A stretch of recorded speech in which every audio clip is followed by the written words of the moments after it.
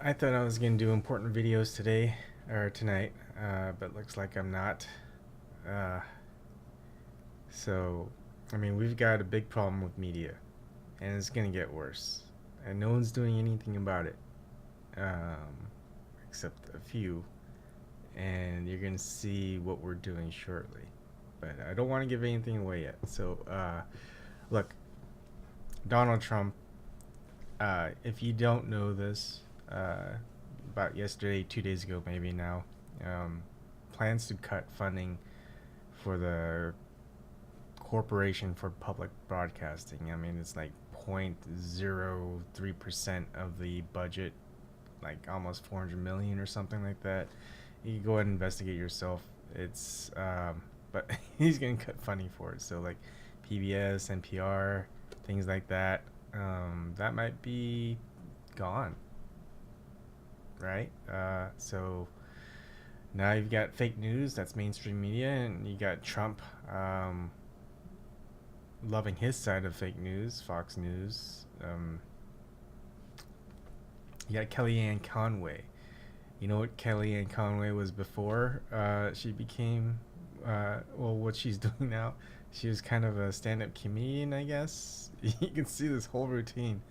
Oh my God.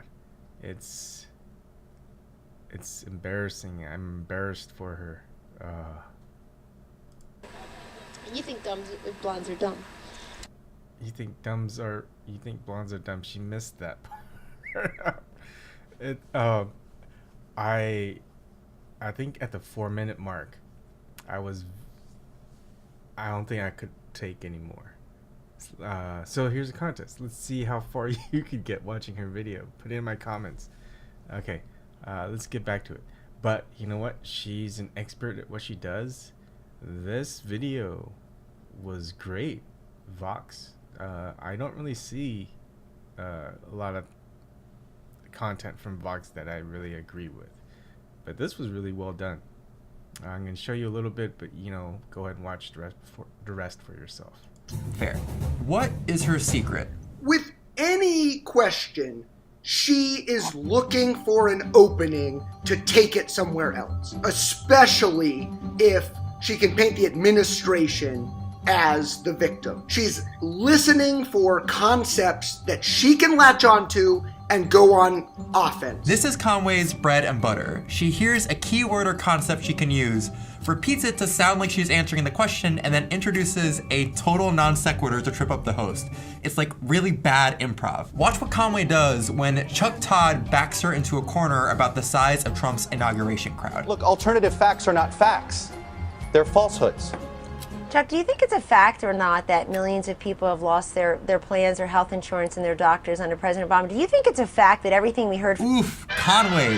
She's not actually answering Todd's question at all, but because she repeats his word, it kind of sounds like she is. Here's another one. You don't know what his finances are because you haven't seen his tax returns either. So you don't know who's giving him here's money. What I do How do you know. know the government of Qatar hasn't given him $1 million?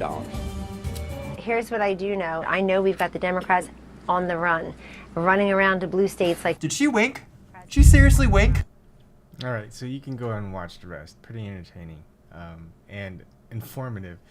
Now, every time I watch Kellyanne Conway, I already knew the stuff that she did. I don't really watch mainstream media that much because I can't bear it. Look, I think millions of people watched Rachel Maddow a couple nights ago about Trump's 2005 tax returns. Horrible. But the bigger picture that we have to deal with is getting away from mainstream media's narratives, getting away from reporting on all of what mainstream media does. Even looking at independent media videos, I just see a lot of them just covering topics of what people in mainstream media are saying, what they're doing, when they're the stuff that they're pulling. I think if we want to get to that area where we can actually have a conversation, a real debate, unlike having people like Kellyanne Conway on their show to do interviews. I mean, what's the point? You're not gonna learn anything. You're just cycling and recycling this whole narrative of keeping people's attention away from what really matters, how they can actually make a difference, how they can actually take over and run the government as a democracy. And that starts with how they get information, where they get news of what's going on. And you don't see mainstream media doing that. They have the resources, they have the money. I know that there's people, independent media, that they want to do that stuff, but you're going to need money. Cameras cost money, plane tickets cost money. Hiring people to do reporting takes money. Anyone that needs to do investigation of certain things have to have support, because I mean, think about it. A lot of these people that are doing independent media that you watch, I'm the last person that you're gonna go and watch. You're gonna be like, he's got a video up. Oh, I saw all the entertaining stuff. I saw all the independent media people that I like. All right, what's this guy have to say? He usually has something that he can offer that you can research on your own.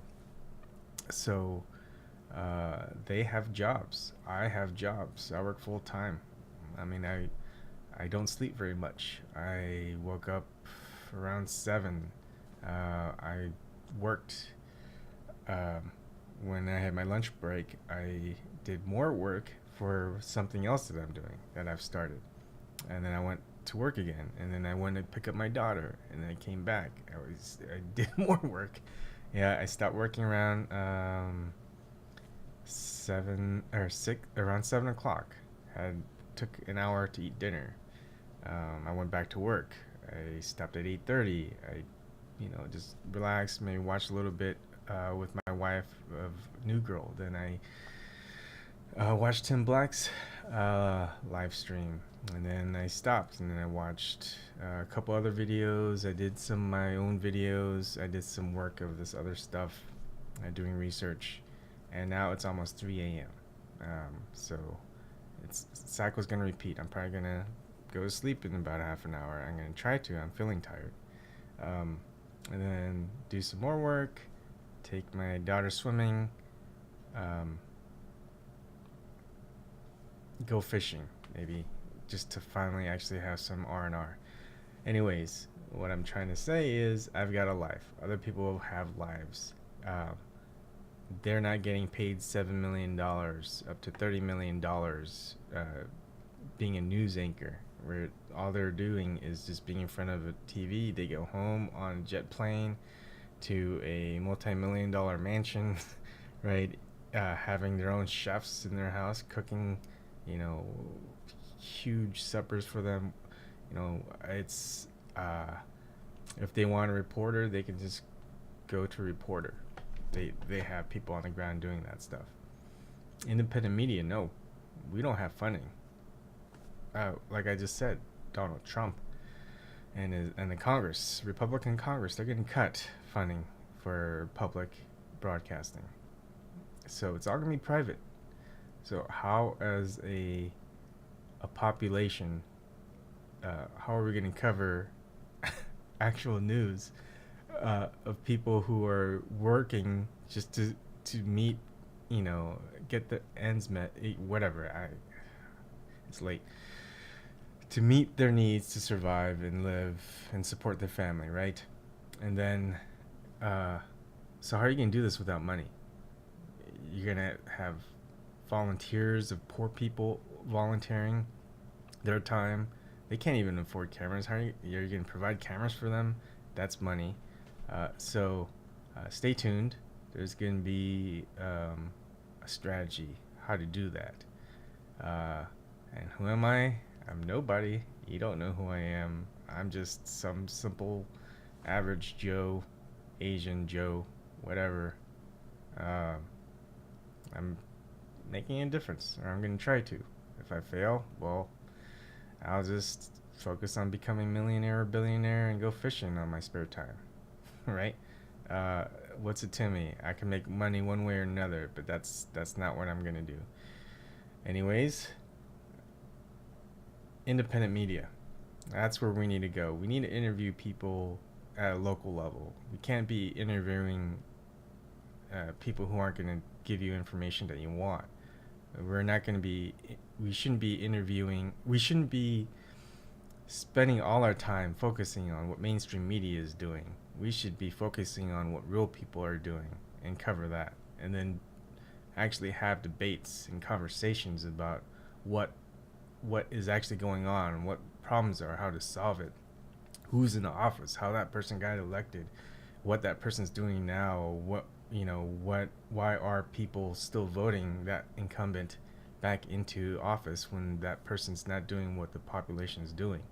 It all has to start with how information is passed on and processed. And so independent media, that's how it's going to go. There's going to be a big fight. It's information war, disinformation war. It's a big fight, but people have to step up. They have to fight for it. They have to work together. I want to try and do that, but I mean, it's hard, especially if you're nobody, right? And they go like, "What's my motive?" It's like, "What's your motive? Is it the same as mine? Is mine the same as you?" If it is, then we should work together. There's no point not working together if our motives are the same. I mean, there's already a lot of people who are against what you want to do, how the world should be, how our country should be, how our local communities should be. But they work together, and that's why things are the way they are now. So what you have to do to fight that is to do the same thing, but slightly better, more organized, more structured, more strategic. Execute your plans better. That's how you get to where you want to be. All right. So that kind of went off on a tangent, but it got a little deep. But if you want to entertain yourselves, go and watch these two videos that I'm going to put a link to. And I'll talk about more serious stuff next week, except for that reaction videos to reaction videos. That's to draw more people in. That way I could talk about more important stuff. So have a good weekend.